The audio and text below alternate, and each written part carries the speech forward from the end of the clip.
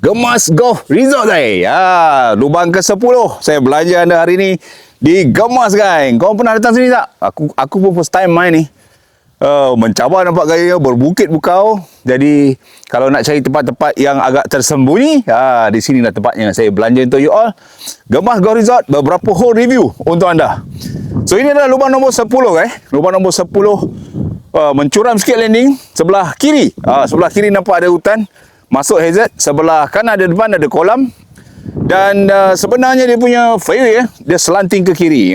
So kalau main tengah ada kemungkinan bola masuk kiri. Kalau main draw ni habis sangkut. Kita main straight sikit, pergi ke attack sebelah kanan tu ada satu marker, ada satu tiang line-line berwarna merah tu. Jadi saya rasa itulah target line. Okey. Kita try dulu apa jadi dengan pukulan sulung 2026, guys. Okey, come on, one go shot. Mana-mana satu red. Ya, cut ke kanan. Okey. Bola sebelah kanan, guys. Aduh, bola sebelah kanan. Green sana tu saya kena cross pokok, angin punyalah kuat. Sebelah kiri tadi yang kita takut. Tu, kuat angin ni. Kau tengok aku punya baju. Saya pakai 8 iron nak kembalikan semula ke dalam fairway. Saya harap selamat. Saya ingat ni, bola di atas kaki. Okey, kita cuba layup dengan baik. Main easy sudah lah kan, Red. Kuat angin. Alright, one good shot. Wow. Okey, ada di fairway lah. Alright, selamat. Saya belanja anda pemandangan daripada sana kita main tee box tadi. Lepas tu sebelah kiri ada pokok tebal. Tak ada masalah. Sebelah kanan ni hazard line. Memang bahaya, mencuram Dan itu adalah green kita. Alright. Alright, third shot saya. Lebih kurang tadi berapa? 67. Uphill. Green melungkup Kita tengok apa jadi. Saya pakai 56 degree, guys. Tengok slow, easy. Dia uphill sikit. Lebih kurang 60. Kau boleh. One good shot.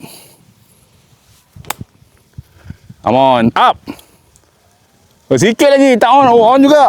On sikit-sikit. Pemandangan green. Sebelah kanan green ada bunker.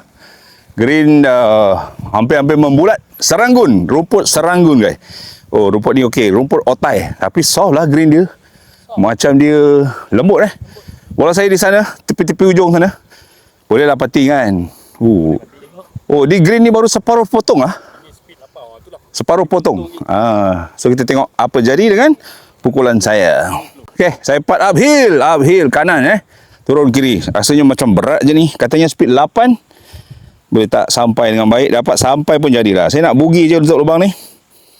Sampai pun dah bagus. Boleh orang kupat. Sangkut. Aduh. Kepala tengok. Kita try. Habiskan. Kalau tidak, double. Aduh. Yang ni kasar.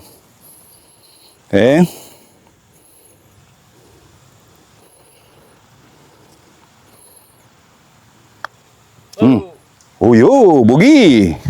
Okey, sini main kena keras sikit. Kena main keras sikit. Manis.